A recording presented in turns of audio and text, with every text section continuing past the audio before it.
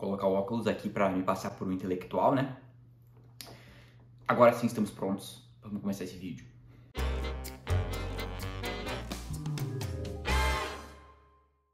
E aí, sentiram a minha falta? Bom, foi uma semana aí afastado aqui do canal, não dei nenhum sinal de vida, não dei nenhum vídeo, não dei completamente desaparecido, mas hoje chegou as explicações porque, cara, meu equipamento de vídeo, que era meu celular, ele quebrou. Tipo, cara, de uma hora para outra, ele, depois de ter sobrevivido a muitas quedas, de ter sobrevivido a, cara, vários acidentes, ele, tipo, estragou na queda mais estúpida possível, na menor queda possível, cara. Ele caiu, tipo, de uma distância muito pequenininha. Mas, enfim, cara, foi até um livramento, porque aquela porcaria já tava com o espaço 100% lotado. Toda hora que eu ia gravar um vídeo eu tinha que apagar todos os aplicativos. E ele tava já com o toque fantasma, que é, tipo, parece que tem alguém mexendo na tua tela, só que não tem há muito tempo também. Então, foi meio que um livramento. Bom, mas agora vamos voltar a esse pequeno hiato no canal, né? Com grande estilo. Porque, cara, hoje nós vamos falar sobre um livro maravilhoso. Cara, um livro, assim, olha, é simplesmente foda. Cara, é um livro, assim, olha, que ele se destaca dos demais. Que eu vou falar agora qual é o título, mas vocês já sabem, né? Leram aqui no título do vídeo. Mas como vocês olharam pro título do vídeo aqui embaixo, já aproveitam, se inscrevam, gostei, sininho para receber as notificações, compartilhem o vídeo com todo mundo. Com todos os amigos aí, cara. O cara nem precisa gostar de ler, só compartilha o vídeo com ele pra dar mais engajamento aqui, né? Então hoje nós vamos falar sobre Absalão, de William Faulkner. Cara, que livro bom, cara. Cara, sério, tem alguns livros que são, assim, realmente especiais. Eu acho que esse aqui, eu acho que eu falei, cara, isso pra quase todos os livros que eu li esse ano. Mas acho que esse aqui talvez seja a grande leitura de 2023 e nós estamos recém em fevereiro. Isso me deixa muito feliz, porque, cara, que livro maravilhoso, cara. Agora, vamos falar um pouquinho mais sobre esse livro aqui. Bom, primeiramente eu vou falar sobre o autor.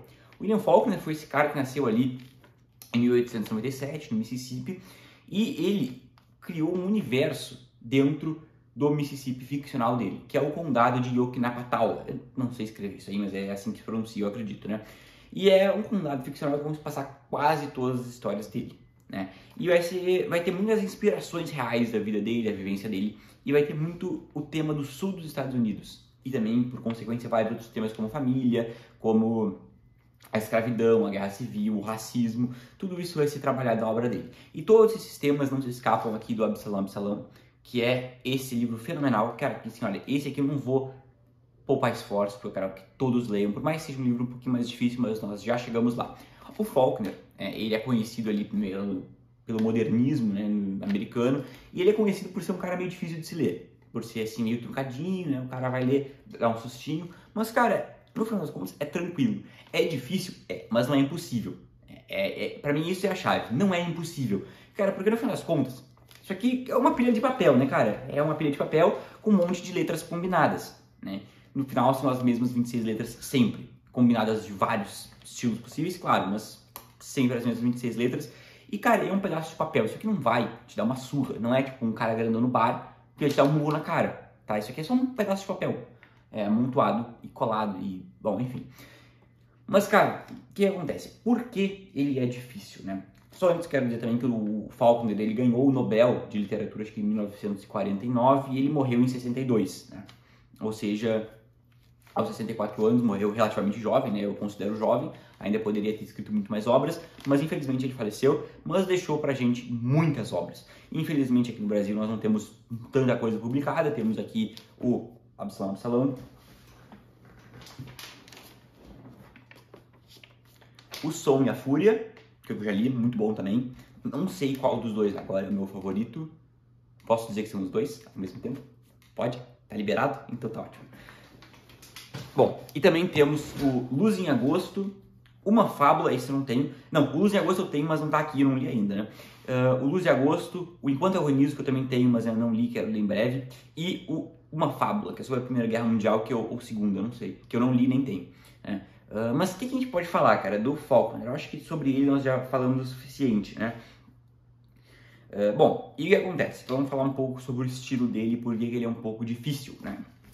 Porque como bom modernista que ele vai meio que quebrar ali os paradigmas literários da época e vai se utilizar em muitos de seus livros do fluxo da consciência, que é aquele pensamento transcrito do personagem para a história, sabe? Por exemplo, vai entrar literalmente no pensamento do personagem, deixando as coisas um pouco confusas, porque como nossos pensamentos são bem confusos e fora de ordem, acaba meio que passando isso para a história, mas é exatamente a intenção, né?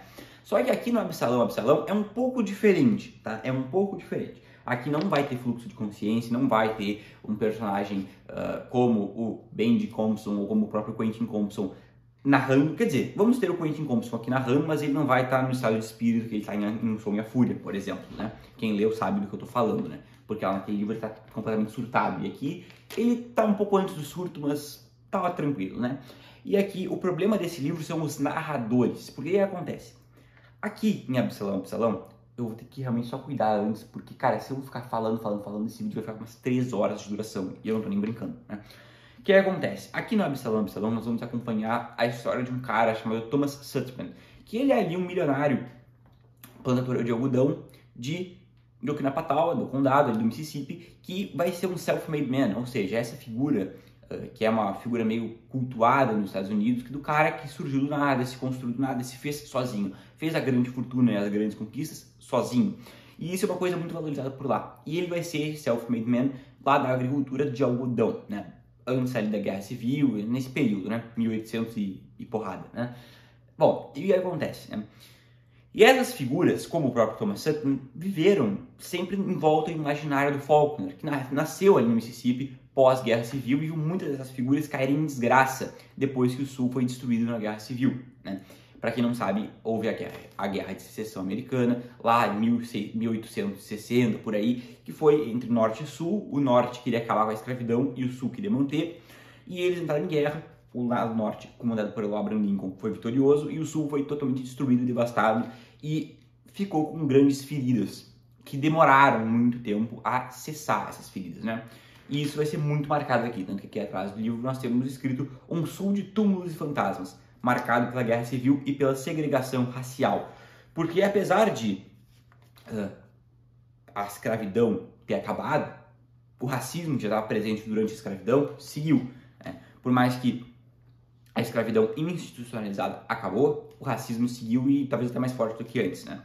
Bom, e aqui no livro nós vamos ter a história desse Thomas Sutpen, que chega de uma maneira muito estranha, né? Ele chega ali com a mão na frente e outra atrás, praticamente, né? Como se diz, no condado, com 2 pistolas, os escravos dele, 2 pistolas e um arquiteto francês e algumas moedas espanholas, né?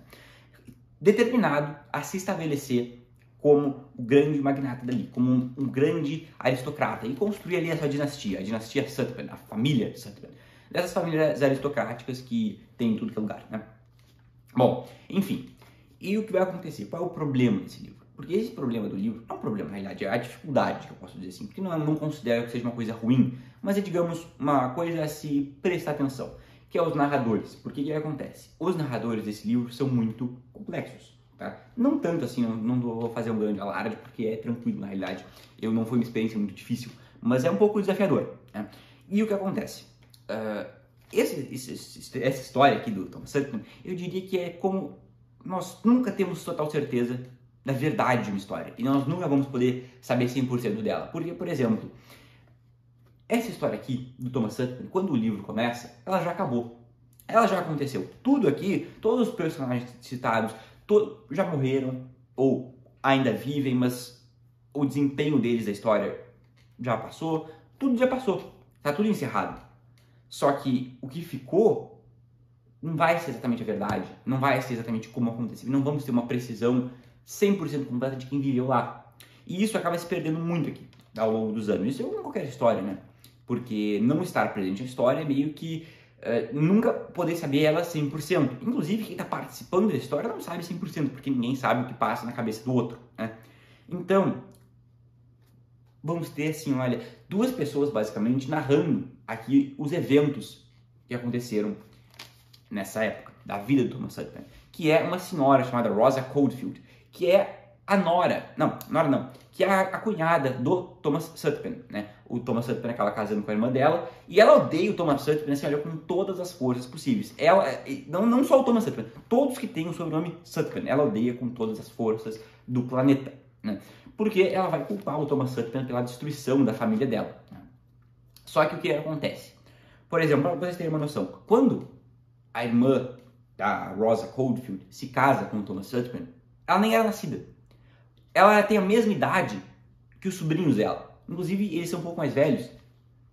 Então, grande parte da história, ela não presenciou. Ela ouviu do pai dela, ou ela ouviu da tia dela, ou ela ouviu de alguém ali da volta. Então, ela não presenciou, ela não tem como ter uma exatidão do que aconteceu. E outra pessoa, que é o pai do Quentin Compson, que é meio que o cara que tá tentando montar as peças aqui do quebra-cabeça. Esse livro quebra-cabeça, eu acho que é a melhor forma de definir ele, né? Que ele vai estar tentando montar essas peças, né? Ele vai estar ali no dormitório dele em Harvard, junto com um colega dele que é canadense. E para construir uma resposta para a pergunta do colega dele, que ele vai perguntar o que é o Sul, como é o Sul dos Estados Unidos, como tu define o Sul, ele vai estar contando essa história para ilustrar, né? E aí o que acontece? E o outro personagem é o pai do Quentin Compson, que já apareceu no Sonho e a Fúria, quem já leu sabe. E só que, de novo, o próprio Sr. Compson não conheceu o Thomas Sutpen. Mas o pai dele, sim, o avô do Quentin, o general Compson, conheceu o Thomas Sutpen. Então é sempre uma história que vem de alguém que contou para alguém que daí chegou no Quentin. Nunca é uma pessoa, não, eu tava lá e eu vi isso acontecer. Então, muitas coisas aqui nós vamos estar perdendo. O próprio Quentin vai estar perdendo. E enquanto ele conta a história pro Shreve, que é o colega dele, ele vai estar tipo assim, meio assim, então isso deve ter acontecido. E eles vão completando como eles bem entendem. Claro, sempre dentro dos padrões que está acontecendo na história, nunca nada muito absurdo eles vão completar, mas eles vão estar tentando meio que preencher as lacunas. Então essa história, nós vamos ter sempre uma barreira, meio que uma cortina de fumaça entre nós e a história. E nós ali podemos botar junto o Quentin e o Shreve, que não vão ter participação nisso. Só bem no final mesmo do livro, nas últimas páginas, que o Quentin vai ter meio que presenciado uma coisa, meio que um desenrolar ali de uma parte dessa história. Mas mesmo assim, o próprio Thomas Sutpen e vários personagens não poderiam estar vivos enquanto essa história aqui está sendo narrada, porque já teriam morrido por idade. Não vamos contar qual é o destino dos personagens, claro, mas eles não poderiam estar vivos. Vários personagens não poderiam estar vivos aqui. Ou se tivessem, estariam tão velhos, mas tão velhos que, sabe, seria muito difícil de contar em alguma coisa. Então, é uma história que já se encerrou. É uma história que provavelmente vai ser esquecida com o tempo. E essa é uma outra coisa, como essas histórias e a vivência de várias pessoas acaba sendo soterrada pelas areias do tempo. Isso parece uma coisa meio pesada, mas enfim, é um dos temas do livro. E também um dos outros temas do livro é como o destino é uma coisa assim, olha, incontrolável. Como por mais que a pessoa se esforce, por mais que a pessoa se dedique, coloque toda a vida e todo o esforço dela, ela nunca vai conseguir controlar o destino. O Thomas Sutpen não conseguiu. O Thomas Sutpen foi um cara que desde o início ali tentou montar um grande plano de vida para ele. Essa dinastia que ele queria criar, essa coisa, sabe, esse plano a longo prazo, que ele botou todo o esforço dele, que ele se dedicou de corpo e alma. Mas o destino não permitiu, porque o destino, por uma coisa que ele fez lá atrás, uma coisa que aconteceu ali, uma coincidência que outra pessoa fez, o destino ninguém controla, e esse é um dos temas do livro. E assim como Thomas Sutpen, outros personagens semelhantes, como o próprio Jay Gatsby, do Grande Gatsby, montou um grande plano, mas o destino não foi partidário desse plano, né? E esse é um dos temas muito interessantes aqui do livro, né? E aqui no livro nós vamos ter várias coisas interessantes acontecendo, né? Então, nós vamos ver a história do Thomas Sutpen, por exemplo, ele chegando ali com quase nada, vindo também não sabe de onde, sem um passado, sem nada praticamente, para construir uma casa imensa, para ser o maior plantador de algodão ali do condado. E muitas coisas, muitas interpretações vão ser diferentes de pessoas que conviveram com ele, de pessoas que estavam ali na volta. Por exemplo, a senhora Rosa Coldfield odeia ele com todas as forças. Acho que assim, que ele é a encarnação do demônio na Terra. Ela vai se referir a ele muitas vezes como o demônio, né? E vai ter uma cena que eu até marquei aqui no livro, achei muito interessante, que ela vai estar dizendo que depois, quando ele acabou indo lutar na guerra, o Thomas Sutpen, né? Ela não achava que houvesse uma bala na Terra capaz de derrubar ele, né? E daí depois, por exemplo, temos o Sr. Compson. O Sr. Compson é um cara que o pai dele era amigo do Thomas Sutpen. Ele vai dizer, ele é um cara aí, ele é um agricultor, tal, fez isso, fez aquilo. Ele não vai ter grandes amores, nem grande ódio pelo Thomas Sutpen. Ele vai dizer, é amigo do meu pai aí e tal. Entendeu? Como os mesmos eventos podem ser interpretados de formas diferentes pelas pessoas. Porque, por exemplo, e aí vai entrar muito o juízo de valor. Por exemplo, o próprio Quentin às vezes vai julgar alguma coisa, o próprio Shreve, eles vão ter suas opiniões e tal. E é muito interessante realmente, cara. Bom, e o Thomas Sutpen, como eu estava dizendo, é um cara que vai ser muito polêmico. Logo, quando ele chega, ele vai levantar muitas suspeitas, assim como o Gatsby no Grande Gatsby. Quem é esse cara? Tal? Será que ele é meio que um criminoso, um estelionatário, tal? Vamos suspeitar sobre ele, porque ele é um cara sem passado, é um cara que veio do nada e apesar de ter conseguido muito dinheiro, ele não faz parte daquele velho dinheiro, daquela elite antiga e tal, e por causa disso vai ser julgado, tal, assim como o próprio Gatsby no livro lá. Tem muita semelhança entre esse livro e o Grande Gatsby, né?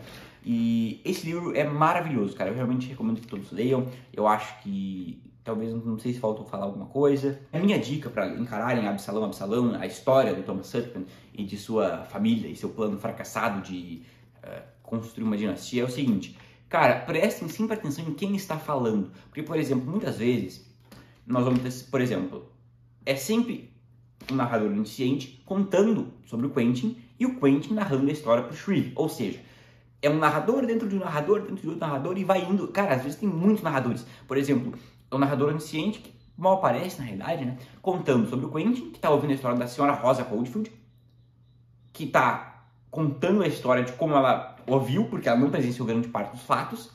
E aí outra pessoa entra, e aí volta tudo pro Quentin contando pro Shreve no dormitório. E às vezes vai cortar para dizer o seguinte: então, estava muito frio, Quentin resolveu se tapar. Alguma coisa assim. Ou eles saíram do frio e entraram para dentro do quarto. Então é muito complexo isso. Mas a minha dica é: prestem sempre atenção em quem está falando, né? E aqui também é um livro, como eu digo, que eu não recomendo para principiantes na leitura. É um livro um pouco denso, um pouco difícil, um pouco desafiador. Muitas vezes é difícil de se ler, tem cenas bem gráficas aqui, já fica o meu aviso. Por exemplo, quem é realmente sensível, eu não recomendo esse livro. É um livro muito violento, é um livro com coisas chocantes, né? E uma das coisas que mais me impactou assim, nesse livro, que mais me chocou, porque também serve como um retrato de uma civilização, de uma sociedade, de uma época, foi como o racismo estava presente aqui. Porque, por exemplo, claro, um contexto pós-escravidão vai mostrar muito para nós como o racismo estava presente e era uma coisa cruel. Como, por exemplo, nessa história aqui, isso não é spoiler, eu acho, mas enfim, para vocês terem noção, o incesto e o assassinato é menos pior, tá, do que ter um familiar negro. Para vocês terem noção de como era pesada a coisa, né? Como era uma coisa chocante. E até, por exemplo, aqui tem um blurb da Toni Morrison falando um pouco sobre isso, que eu estava comentando. E aqui sim, nós vamos ter muito racismo nesse livro. Quem aí realmente é muito sensível, eu não recomendo esse livro. Vai ter assassinato, vai ter... Cara, é um livro bem sangrento, né? Assim, é um dos livros mais violentos assim, da literatura americana, que atrás diz isso, né? Na descrição do livro. Mas eu realmente recomendo muito esse livro. Esse livro é muito bom. E assim, depois que terminarem de ler o livro, eu recomendo que procurem o que significa Absalão, né? Para entenderem um pouco mais do contexto. Eu acho que essas são as minhas dicas para encarar Absalão. Eu acho que esse vídeo não ficou tão bom quanto eu gostaria, porque eu acho que é impossível eu atingir um nível de suficiência para falar sobre esse livro aqui, porque realmente é tão bom que qualquer coisa que eu fizer não vai ficar aquém da maravilha que é esse livro aqui. Esse livro aqui é uma maravilha da literatura, é uma maravilha da humanidade, cara. Esse livro aqui é uma obra de arte. Eu realmente, assim, olha, recomendo com todas as forças que leiam. Não é um livro para iniciantes, né? E agora uma pergunta importante: se eu recomendo que leiam esse livro aqui ou O Sonho e a Fúria antes, cara, não faz tanta diferença no final das contas, tá? Não vai fazer tanta diferença sem experiência, mas eu recomendo que leiam O Sonho e a Fúria antes, para saberem um pouco mais sobre quem é o Quentin Compson e da onde ele vem, para depois partirem para esse aqui, porque esse aqui foi publicado em 36, Sonho e a Fúria em 29, então para seguir uma ordem cronológica aí nas obras do Faulkner, né? Esse grande autor da literatura universal, esse grande autor assim da literatura mesmo, que merece realmente uma grande dedicação do leitor, porque realmente é recompensador, né? E uma coisa que é muito recompensadora aqui nesse livro também é o seguinte: conforme tu vai avançando, tu vai descobrindo cada vez mais coisas sobre a história, as peças vão se encaixando, e uma peça que estava confusa lá atrás vai se juntar aqui, e tu vai ter uma sensação de um payoff, uma recompensa muito boa. Então eu, cara, recomendo demais isso aqui, cara. Isso aqui é maravilhoso. A única coisa que eu não recomendo, como eu já disse várias vezes no stories do meu Instagram, é essa bosta dessa acrílico. Não custava ter colocado o título na capa, não, tiveram que colocar um acrílico. Mas isso aqui, cara, é o de menos, sabe? Pega o acrílico, tira, deixa num cantinho e esquece que ele existe. Lê o livro e depois bota de novo aqui, fui eu que eu fiz. E pra mim não teve problema nenhum, mas eu realmente não recomendo que leiam com esse acrílico aqui, fica sei lá, cara, fica muito ruim. O troço fica escorregando, não recomendo realmente que façam isso, não. Mas é isso, pessoal. Espero que tenham gostado. Espero que esse vídeo tenha motivado vocês a lerem esse livro aqui, porque realmente é muito bom. E eu realmente insisto, leiam esse livro e encarem esse desafio. Encarem isso como um desafio. Por exemplo, quem tá aí atrás de ler A Mandíbula de Caim, aquele livro lá que é, tipo, tem 100 narradores, não sei o que, um troço, tipo, tem que tirar as páginas e colocar... Cara, esquece aquele livro lá, vai nesse aqui, esse aqui eu tenho certeza que é bem melhor e também serve como um quebra-cabeça. Mas é o quebra-cabeça que eu não sei se aqui lá é feito realmente para ser desvendado. Esse aqui é feito para ser desvendado e vai ser muito recompensador. Então tá aqui a minha recomendação de hoje, Absalão, Absalão, do William Faulkner. Leiam e depois me digam se gostaram. Esse livro foi uma indicação da Paloma Lima, do canal Paloma Lima. Também tem um vídeo da Tatiana Feltrin, os 2 vídeos muito, muito bons. Mas é isso, pessoal. Realmente espero que tenham gostado. Fica a minha indicação desses vídeos, desse livro. E eu acho que é basicamente só isso que tem para falar. Não sei se tem mais alguma coisa. Recomendo também que no final da leitura procurem por que o título desse livro é Absalão, Absalão. O que significa Absalão, Absalão? É uma coisa bíblica. Ele é o filho do Salomão. Então é isso, pessoal. Realmente espero que leiam, espero que gostem. E é isso, espero que tenham gostado desse vídeo, as coisas de sempre, se inscrevam, gostei, like, sininho, Instagram do canal, TikTok do canal, toda essa lenga-lenga de sempre, então vamos lá, porque em breve voltamos com mais.